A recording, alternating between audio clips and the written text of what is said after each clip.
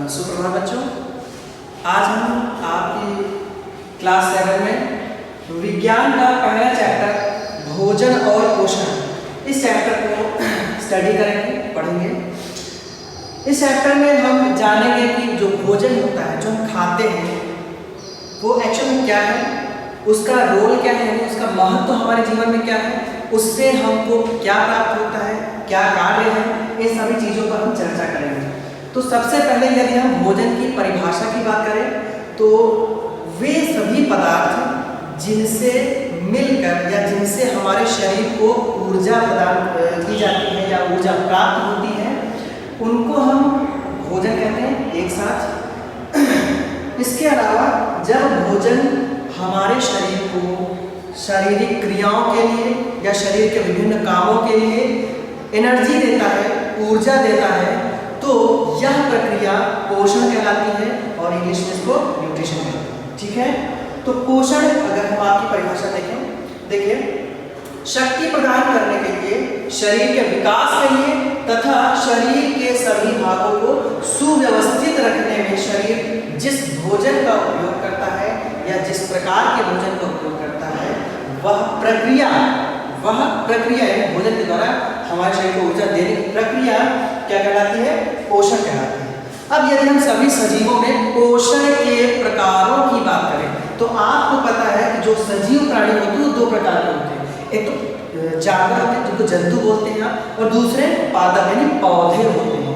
तो इन दोनों में ही यदि हम पोषण देखें तो सभी सजीवों को एक साथ देखने पर हमें सबसे पहले तो एक चीज पर ज्यादा ध्यान देना पड़ेगा कि कौन से ऐसे जंतु होते हैं, कौन से ऐसे सजीव प्राणी हैं जो अपना भोजन स्वयं बनाते हैं या जो अपना भोजन किसी अन्य पौधे अथवा जंतु से प्राप्त करते हैं। तो इस चीज को ध्यान से देखने पर हमें पता चलता है कि कुछ सजीव प्राणी ऐसे होते हैं जो अपना भोजन खुद बनाते हैं। तो ऐसे जीवों को हम क्या कहते हैं, स्वपोषी, यानी स्व मतलब अपना, पोषी मतलब पोषण, यानी ऐसे जीव जो अपना पोषण खुद के लिए खुद तैयार करते हो। तो इस प्रकार का जो पोषण होता है उस प्रक्रिया को हम स्वपोषण कहते हैं, और जिनके अंदर यह गुण पाया जाएगा उन जीवों को स्वपोषी जीव कहेंगे। तो सबसे ज्यादा जो सामान्य एग्जाम्पल है, सामान्य उदाहरण है, वो है हरे पौधे। स्वपोषण में प्राणी अपना भोजन बनाने के लिए अकार्बनिक पदार्थों का उपयोग करते हैं, यानी जिनमें कार्बन ना हो अथवा कम मात्रा में पाया जाए। अच्छा, इनका एग्जाम्पल अगर हम ध्यान से देखें तो हरे पौधे, जो मेजॉरिटी में जो ज्यादातर देखा जाता है कि हरे पौधे स्वपोषी जीव होते हैं। क्यों? क्योंकि आप अपनी प्रकृति में आसपास देखते हैं कि हरे पौधे ही अपना भोजन खुद तैयार करते हैं। अब तो ये कंफ्यूजन, हम खुद अपना भोजन बनाते हैं, लेकिन कैसे? अगर हम मानिए हमने सब्जी बनाई, हमने रोटी बनाई, कुछ भी बनाया, तो वह सब्जी हमको मिली कहाँ से? पौधों से। या फिर हमने, यदि हम बात करें हमारी रोटियों की, रोटी हमको गेहूं के आटे से मिलती है। गेहूं हमको कहाँ से मिलता है? पौधे से। तो हम प्रत्यक्ष या अप्रत्यक्ष रूप से अपने भोजन के लिए पौधों पर डिपेंड करते हैं। यानी हम देखें तो ज्यादातर हरे पौधे ही अपना भोजन स्वयं बनाते हैं, इसलिए प्रकृति में इनको स्वपोषी जीव कहा जाता है या स्वपोषी कहते हैं।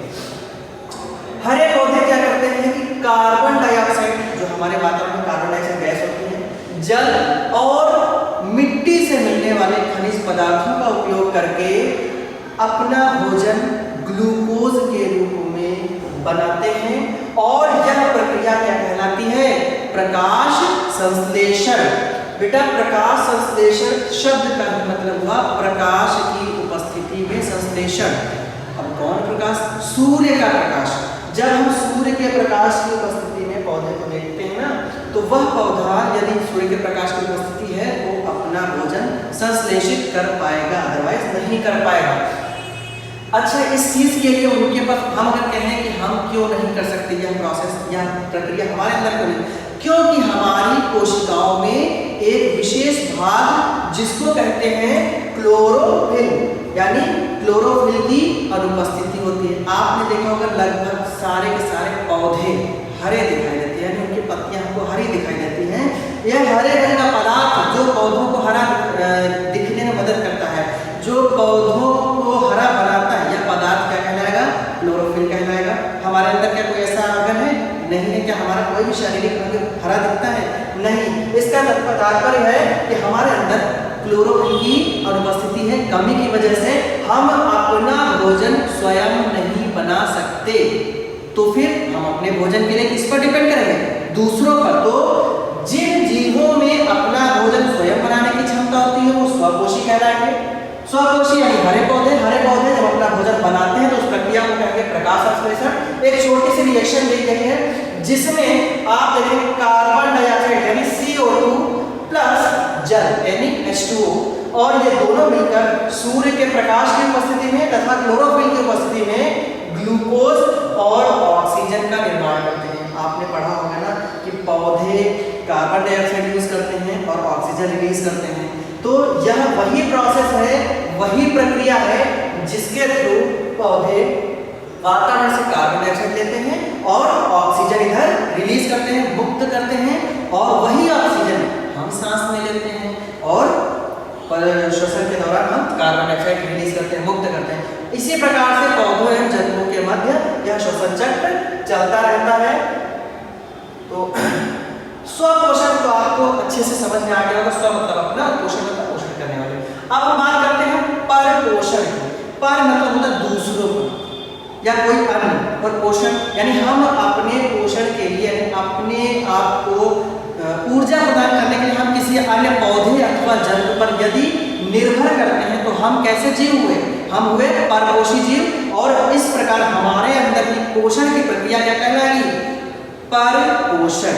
अच्छा, सभी जीवों के अंदर हम ध्यान से देखें तो हमें परपोषण के भी अलग अलग भाग दिखाई पड़ते हैं। तो सबसे पहले हम बात करेंगे मृतपोषी। मृत का मतलब होता है मृत्यु वाला मृत, यानी मृत का मतलब हुआ मरे हुए, और पोषी मतलब हुआ पोषण। यानी ऐसे जीव परपोषी, ऐसे परपोषी जीव जो दूसरे सजीवों के मृत यानी मरे हुए और सड़े गले शरीरों को खाते हैं, मृतपोषी कहलाएंगे। अच्छा, ऐसे एग्जाम्पल कौन से होते हैं इनके? जैसे आपने देखा होगा कुकुरमुत्ता यानी फंगस, फफूंदी हमेशा किसी डेड यानी मृत जीव अवशेष अथवा पौधे के अवशेष पर ही ग्रो करता है। सड़ी गली सब्जियों के ऊपर उगते हैं और जंगल में जमीन पर या मृत यानी मरी हुई पत्तियों की सतह पर उगे दिखाई पड़ते हैं। तो ये पौधे कौन से हुए? मृतपोषी। ठीक है, कौन से पौधे? फफूंदी, कुकुरमुत्ता। ठीक है। अब अगर हम बात करें परजीवी, ऐसे परपोषी जीव यानी ऐसे परपोषी जीव जो अपने भोजन के लिए या अपने पोषण के लिए दूसरे सजीवों के शरीर पर रहते हैं। पर मतलब दूसरे पर, जीवी मतलब जीने वाले। ठीक है। तो परजीवी जीव कौन से हो गए? वे जीव जिनमें पूर्णतया आंशिक रूप से भोजन ग्रहण करते हैं, पोषक कहलाते हैं। अच्छा, एक चीज है, एक एग्जाम्पल छोटा सा लेते हैं। जैसे हम किसी भी परजीवी की बात करें तो जैसे एक जीव होता है, जैसे हम फॉर एग्जाम्पल छोटा सा एग्जाम्पल है, जू की बात कर लेते हैं। हमारे सर में जू पड़ जाती है, वो अपने भोजन के लिए हमारे शरीर पर रहता है। तो उस कंडीशन में उसको पोषण कौन दे आएगा? हम। तो हम उसके लिए कौन हो गए? पोषक। ठीक है। डोडर या अमरबेल एक पूर्णतः परजीवी है। अच्छा, इस डोडर या अमरबेल का नाम आपने बहुत अच्छा सुना होगा। नॉर्मली पेड़ों पर क्या होता है, कभी कभी आम वगैरह के पेड़ पर आपने देखा होगा बिल्कुल धागे जैसे हरे हरे एकदम फैले हुए आपको दिखेंगे, तो वो क्या करते हैं? अमरबेल होते हैं। दूसरा नाम डोडर। ठीक है। तो इनका क्या काम होता है? ये अपना पोषण उस पौधे से ले लेते हैं जिस पर ये फैले होते हैं। ठीक है। तो ये क्या हुए? एक पूर्णतया परजीवी पौधे हुए। ठीक है। अब अगर इसी प्रकार से जंतुओं की बात करें तो जैसे हमने बताया ना, जुए और गोलकृमि एक प्रकार का कृमि कीड़ा होता है, और फीता यानी जो हमारी आंतों में पाए जाते हैं, हमारे पेट में पाए जाते हैं, जो बोलते हैं कीड़े हो जाते हैं। तो वो कीड़े क्या होते हैं? हमारे शरीर से हमारे भोजन को ग्रहण करते हैं और वो हमारे अंदर रह रहे हैं, तो इसलिए कौन हो गए? हमारे ऊपर वो क्या हो गए? परजीवी हो गए। हमसे अपना भोजन ले, तो हम उनके क्या हो गए? पोषक। वो हम पे क्या हुए? परजीवी। आई थिंक इतना समझ में आ गया होगा। अब अगर हम परजीवी के बारे में उदाहरण देखें, नेक्स्ट जो टाइप होता है परपोषी उदाहरण परपोषी जीवों का या प्रक्रिया देखें तो सहजीविता कहलाती है। एक्चुअल में देखिए हमने दो पढ़ लिए, मृतपोषी, परजीवी, और तीसरे टाइप का परपोषण का उदाहरण है सहजीविता। सह मतलब होता है साथ में, आप लोग बोलते हैं ना हमारे दोस्त हमारे सहपाठी, सह मतलब साथ में, पाठी मतलब पठन पाठन करने वाले, अध्ययन करने वाले। तो सहजीविता, सह मतलब होता है साथ में, जीविता मतलब जीने वाले। बेटा ऐसा एक एग्जाम्पल लेते हैं, एक प्रकार के पौधे होते हैं जिनको बोलते हैं लाइकेन। लाइकेन कुछ और नहीं, आपने नाम सुना होगा शैवाल, आपने नाम सुना होगा फफूंद यानी कवक। तो शैवाल और कवक ये दोनों ही प्रकार के अलग अलग पौधे जब एक साथ प्रकृति में एक साथ संबद्ध होते हैं तो उनको मिलाकर क्या बनता है, लाइकेन। देखिए इसमें क्या होता है, जो शैवाल होता है उसके अंदर क्लोरोफिल पाया जाता है, वह स्वपोषी होता है और अपना भोजन खुद बनाता है। लेकिन जो कवक भाग होता है वह शैवाल को रहने के लिए यानी विद्यमान अपना अस्तित्व बनाए रखने के लिए शेल्टर यानी एक घर की तरह सुरक्षा प्रदान करता है। तो दोनों ही एक दूसरे को क्या कर रहे हैं, हेल्प कर रहे हैं, तो साथ में जी रहे हैं। इसका मतलब क्या हुआ, सहजीविता, यानी इस प्रकार के ये दोनों एक दूसरे को पोषण प्रदान कर रहे हैं, तो सहजीविता कहलाएंगे। ठीक है, जंतु समतोषी। ठीक है, ये जो फोर्थ एग्जाम्पल है परपोषण का, इसमें देखिए ऐसे जंतु जो अपना भोजन पौधों और जंतुओं से ठोस अवस्था में प्राप्त करते हैं, लेकिन एक जीव से दूसरे जीव पर स्थानांतरित होते हुए। अब हम बात करेंगे फोर्थ टाइप की, जिसको हम लोग बोलते हैं जंतु समपोषी। देखिए अधिकतर जंतु जो होते हैं वो समपोषी प्रकार का पोषण करते हैं। समपोषी का मतलब हुआ जो, देखिए ऐसे पौधे अधिकतर नहीं, लेकिन ऐसे जंतु जो कुछ अपना भोजन खुद बनाने में, जैसे कि जिनके अंदर कुछ अपवाद स्वरूप क्लोरोफिल पाया जाए, तो ऐसे जंतुओं को समपोषी कहेंगे। उनके अंदर पौधों वाले ही गुण आ जाते हैं। तो अगर हम नॉर्मली देखें तो भोजन बनाने के दौरान क्या होता है कि सारे पौधों, जब जीव अपना भोजन पौधों से प्राप्त करता है तो पौधे ऊर्जा प्रदान करते हैं किसको, जंतुओं को या दूसरे पौधों को।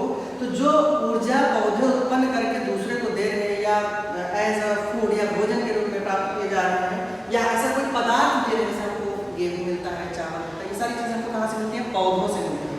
तो ये सारे भाग जो है पौधों से मिलते हैं, इसलिए पौधों को हम उत्पादक कहते हैं। उत्पादक मतलब उत्पादन करने वाला, नहीं बनाने वाला। ठीक है, और जंतुओं को क्या कहा जाता है, भोजन के उपभोक्ता।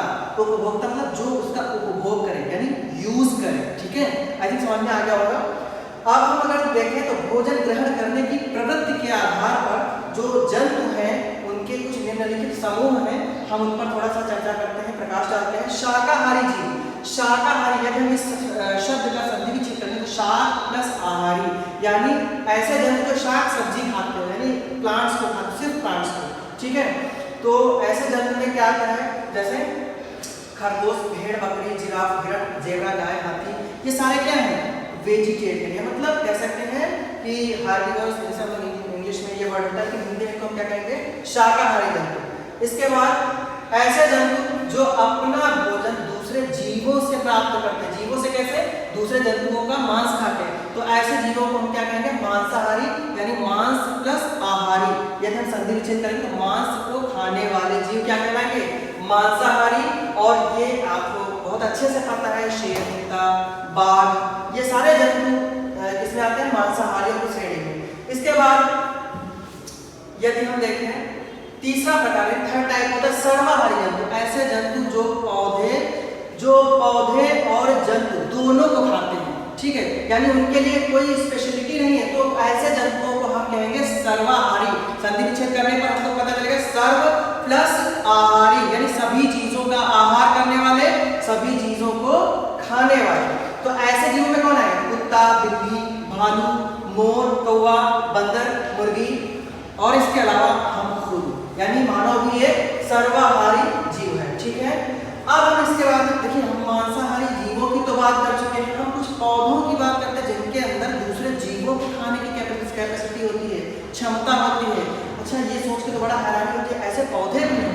हाँ बिल्कुल है, एक एग्जाम्पल है घटपर्णी, यानी ऐसा पौधा जिसका नाम है घटपर्णी। केतली के आकार का पौधा होता है और इसके ऊपर एक लीड यानी ढक्कन जैसा भाग लगा रहता है, और यह पौधा कीटों को नॉर्मली परिणाम का धक्का जैसा, जो कि अत्यधिक वर्षा को इसमें प्रवेश करने से रोकता है, जैसे नली जैसा होता है, और जब बारिश होती है वो बंद हो जाता है। किसी कीट को इसमें से पहुंचने से पहले बहुत चिकना तल पार करना होता है, और इसके बाद नीचे की ओर नुकीले बाल व घुंडियां होती हैं, जिनमें रुकावट आने के बाद कीट जो होता है, कीड़ा होता है, वह अपने कदमों को नहीं रोक पाता है या अपना संतुलन खो देता है, और वह इस पौधे के घट की तली में जो है वो तरल पदार्थ गिर जाता है और फाइनली पौधा उसको मार देता है। वीनस फ्लाईट्रैप, यह पौधा दूसरा पौधा है। यह क्या करता है कि मांसाहारी पौधों का एक अच्छा उदाहरण है ये भी। इसकी सतह पर छोटे छोटे बाल पाए जाते हैं जो कांटेनुमा होते हैं, और पत्तियां एकदम घुंडियों वाली फैली होती है। जैसे ही कोई पौधा बीच में आते हैं तुरंत पत्तियां बंद हो जाती हैं, और इस प्रकार से कीट जो होता है वो अंदर मर जाता है। ठीक है,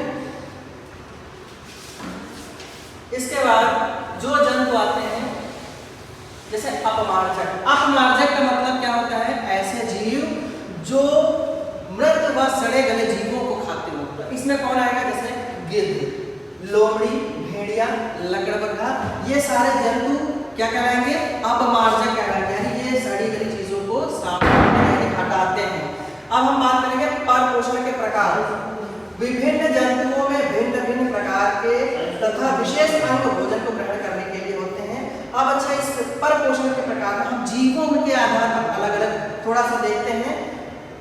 एक जीव है अमीबा, सब बहुत अच्छे से जानते हैं। अमीबा एक कोशिकीय जीव होता है, और यह अगर हम देखें तो इसकी पूरी की पूरी कोशिका का कोई निश्चित आकार एवं आकृति नहीं होती है, और यह जीव प्रतिपल अपना आकार बदलता रहता है। इसके आसपास कोई भी भोज्य पदार्थ होने पर यह अपने चारों तरफ मतलब भोज्य पदार्थ की तरफ बढ़ता है और अपने कोशिका को बढ़ा देता है, और क्या बनाता है?